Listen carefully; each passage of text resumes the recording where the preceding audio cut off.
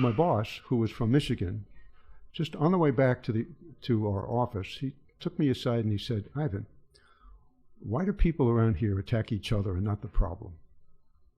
And he was sending me a message. Don't do that. I never forgot it. And here I am 40 years later, and I've never forgotten it. And I sit in a room, and I could tell the people who get frustrated with the facts or the issue or can't articulate their point of view, and the first thing they do is attack somebody instead of attacking the problem.